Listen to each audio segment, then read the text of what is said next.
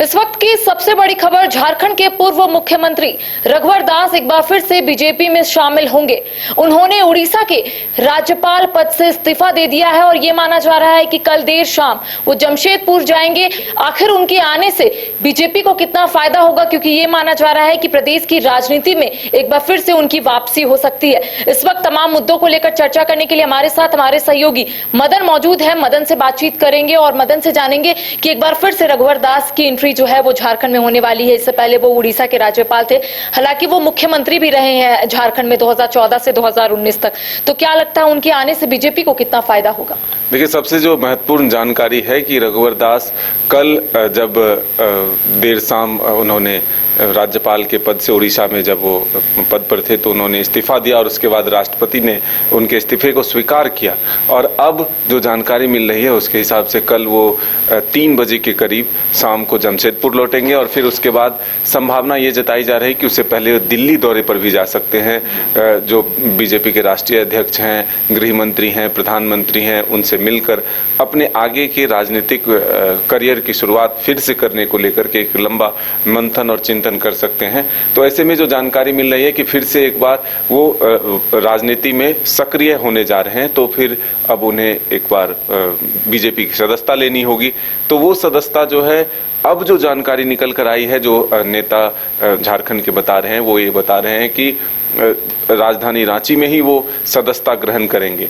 तो इससे ये माना जा रहा है कि उनकी राजनीतिक सक्रियता जो है वो झारखंड में ही होने वाली है। हालांकि कल रात से चर्चा ये भी थी कि राष्ट्रीय राजनीति में भी उनका जो है कोई रोल हो सकता है, उन्हें पार्टी उनको कोई जिम्मेदारी दे सकती है। लेकिन अब जो जानकारी मिल रही है उसके तहत अगर वो रांची में सदस्यता लेते हैं तो फिर झारखंड की राजनीति में सक्रिय होंगे। देखिए, जब झारखंड में विधानसभा चुनाव के परिणाम आए उसके बाद जो परिणाम की समीक्षा हो रही थी, तभी से ये चर्चा शुरू हुई कि रघुवर दास की वापसी बीजेपी कर सकती है, क्योंकि उसके सिवा यहाँ कोई और उस तरह का चेहरा नहीं जो अब एक लंबे समय के लिए संघर्ष के लिए अपने कार्यकर्ता और नेताओं को ऊर्जा भर सके।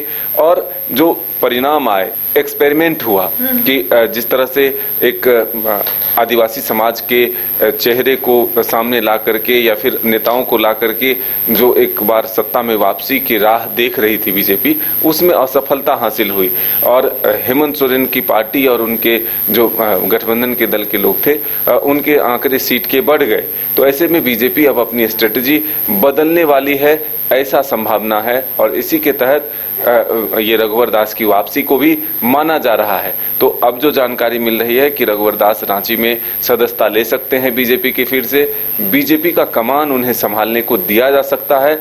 और भविष्य में ये तय माना जा रहा है कि जिस तरह से एक सख्त शासक के तौर पर उनकी पहचान रही थी जब रघुवर दास 5 साल यहाँ के मुख्यमंत्री थे, तो फिर पार्टी में भी उसी तरह के निर्णय जो है वो ले सकते हैं और एक साथ मिलकर सभी आगे पार्टी के कामकाज। 18 अक्टूबर 2023 को उन्हें राज्यपाल बनाकर भेजा गया था। लगभग एक साल तक जिस तरीके से बीजेपी, आपने कहा कि लगातार बीजेपी जो है एक्सपेरिमेंट की, तो क्या लगता है इस बार कुछ प्रदेश में बदलाव होगा? क्या प्रदेश अध्यक्ष का चेहरा बदल दिया जाएगा? क्या कुछ इस तरीके का बीजेपी ने सोच रखा है? ये तो तय माना जा रहा है कि बीजेपी प्रदेश अध्यक्ष भी बदलेगा, जो विधायक दल का नेता होगा उसमें भी जातीय आधार जो है देखा जाएगा।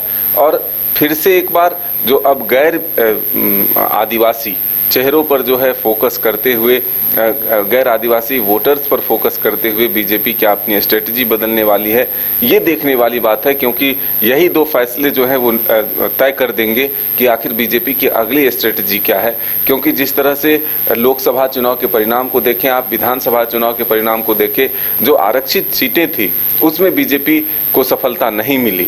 हालांकि बीजेपी के नेता ये कहते हैं कि उन सीटों पर भी हमारे वोट के प्रतिशत बढ़े हैं, वोट हमें मिले हैं। ऐसा नहीं है कि आदिवासी समाज के लोगों ने हमें वोट नहीं दिया है।